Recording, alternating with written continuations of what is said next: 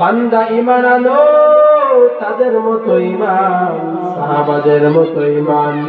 হযরত বেলাল রাদিয়াল্লাহু তাআলা আনহু আফ্রিকার জঙ্গলের আদি তোপ কালো বিলাল, বলে কেমন বিলাল, কেমন কালো। আমাদের দেশে তো কালো মানুষ আছে, কিন্তু ফেস কাটিং অনেক ভালো। কালো হতে পারে কিন্তু হাতের তালু পায়ের তালু কিন্তু সাদা। কিন্তু বেলাল এমন কালো ছিল যে হাতের তালু পর্যন্ত কালো, পায়ের তালু পর্যন্ত কালো। এই বেলাল রাদিয়াল্লাহু তাআলা বাইরে ছিলেন কালো, কিন্তু ভিতরে তার দিলের মধ্যে ছিল ঈমানের আলো। বেলালের মতো আশিক যদি আমরা হইতাম, বেলালের মতো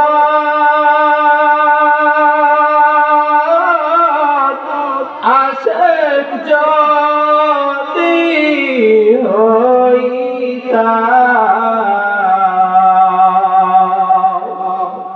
নবীজিকে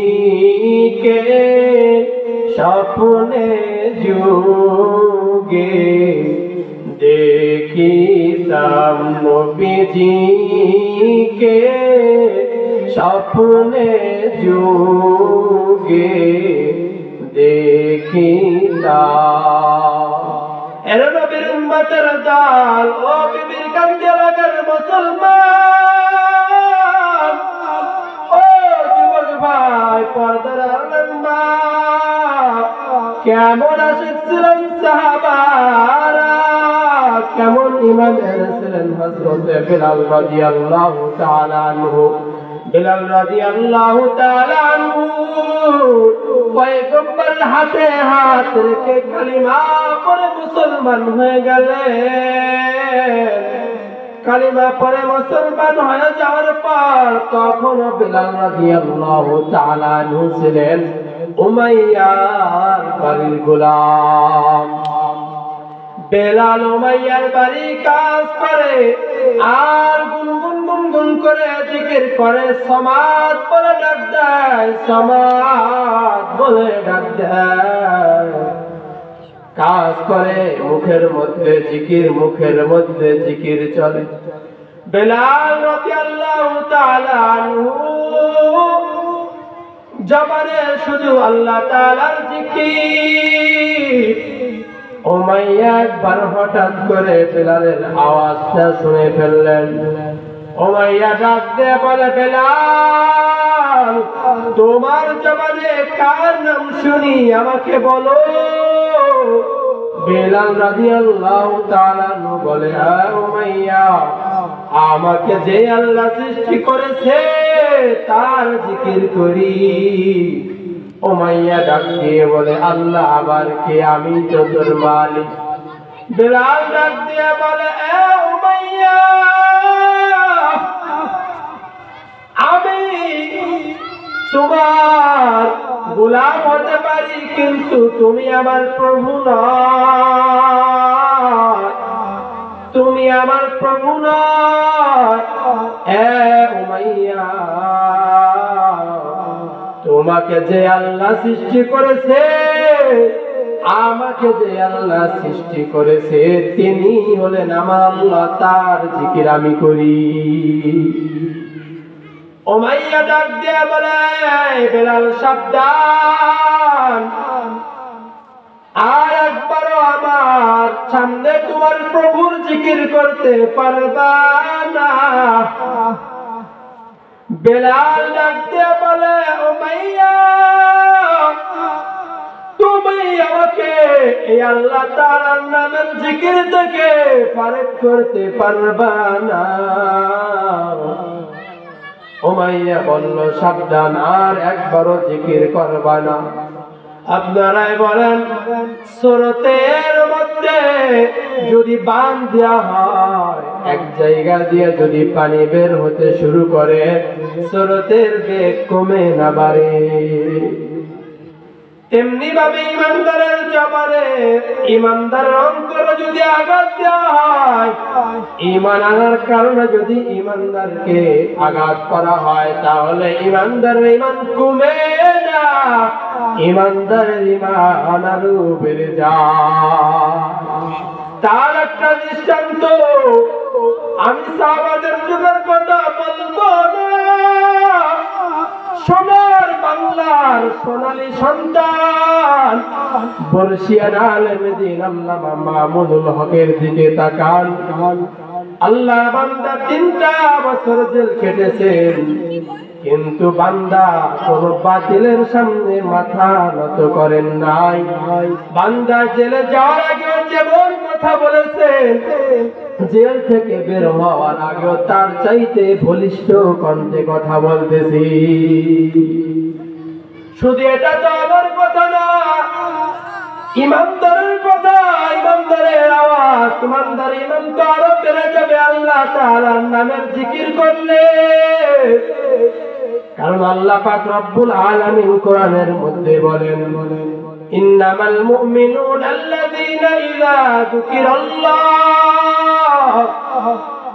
ঈমানদারের সামনে যদি আল্লাহ তাআলার নাম উচ্চারণ করা হয়, কার নাম?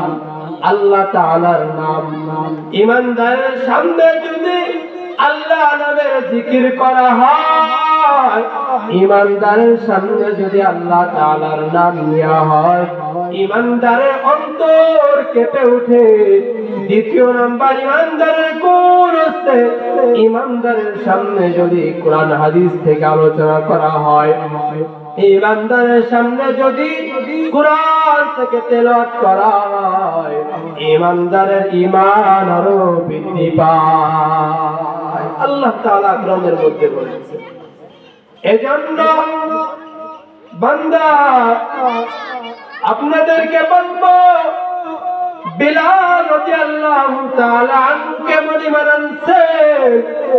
বিলাল রাদিয়াল্লাহু তাআলা আনহু বলে, উমাইয়া আমাকে জিকির থেকে থামাইতে পারবা না।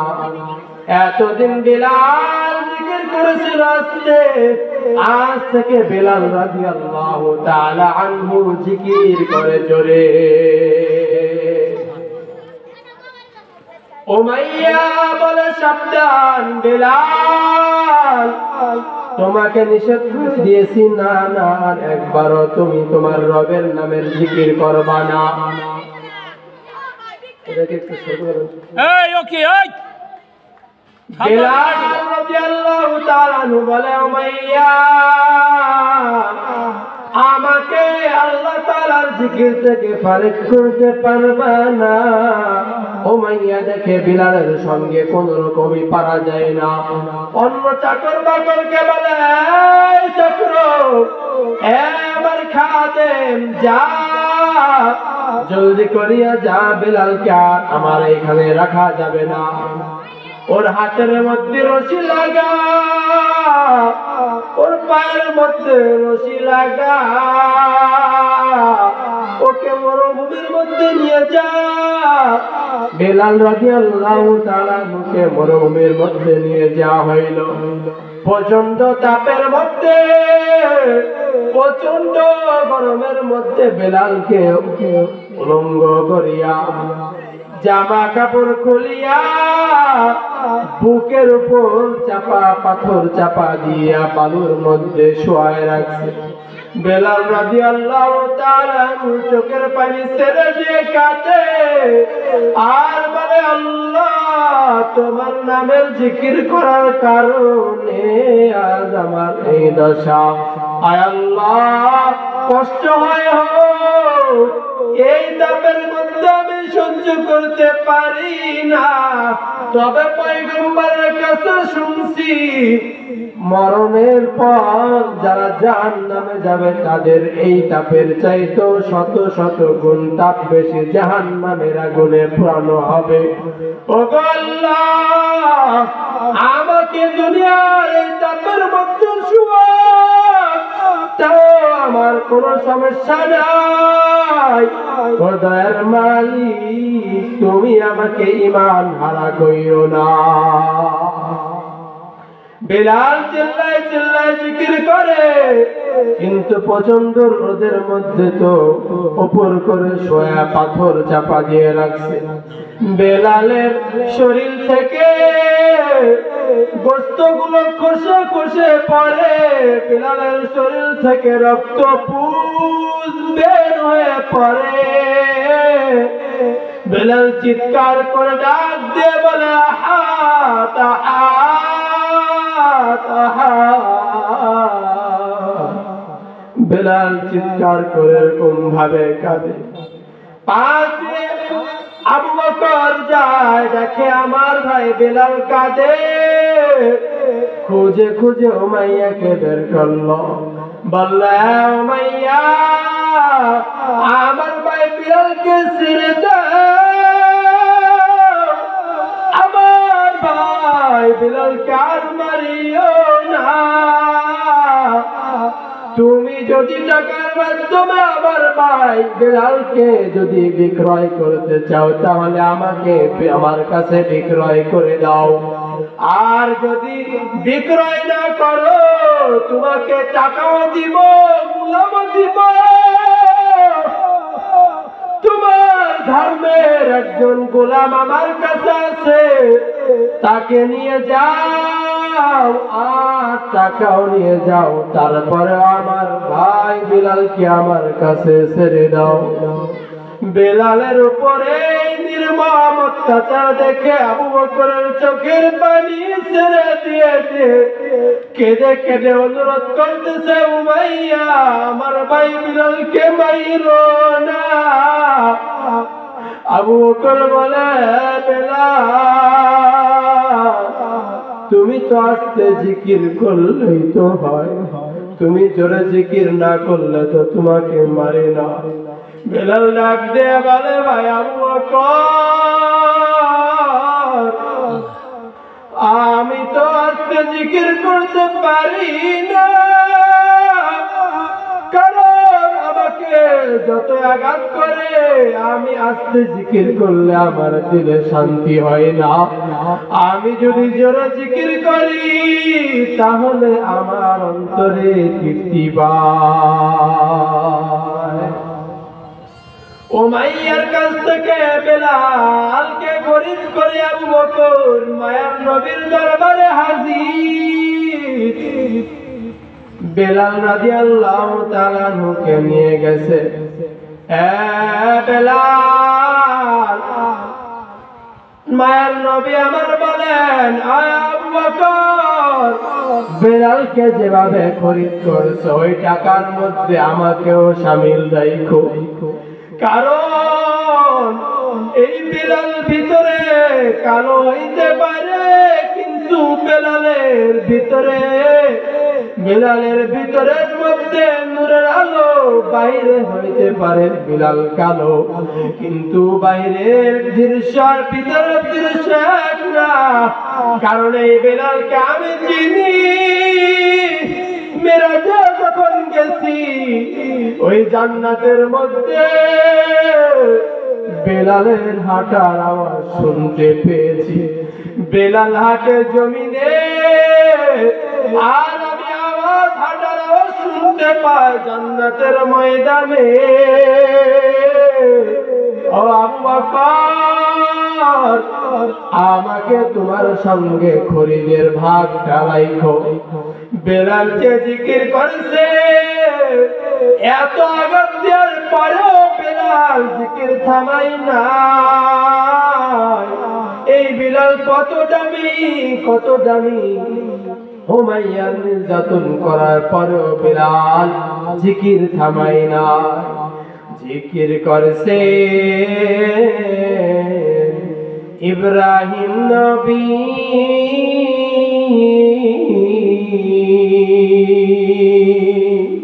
নমরুদের আগুনে ফেলি, আগুন হলো ফুল বাগিচা, আগুন হলো ফুল বাগিচা, নবী নবীর পশম পুরে না हमेशा जिकिर करो मुमिन गाफिल थाइको ना हमेशा जिकिर करो मुमिन गाफिल थाइको ना जिकिर करसे मूसा नबी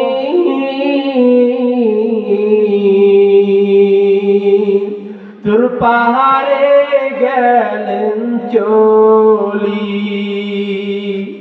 आগুন হলো ফুল বাগিচা খুদার নূরে পাহাড় জ্বলে নবীর পশম জ্বলে না हमेशा जिकिर करो मुमिन गाफिल थाइको ना हमेशा जिकिर करो मुमिन गाफिल थाइको ना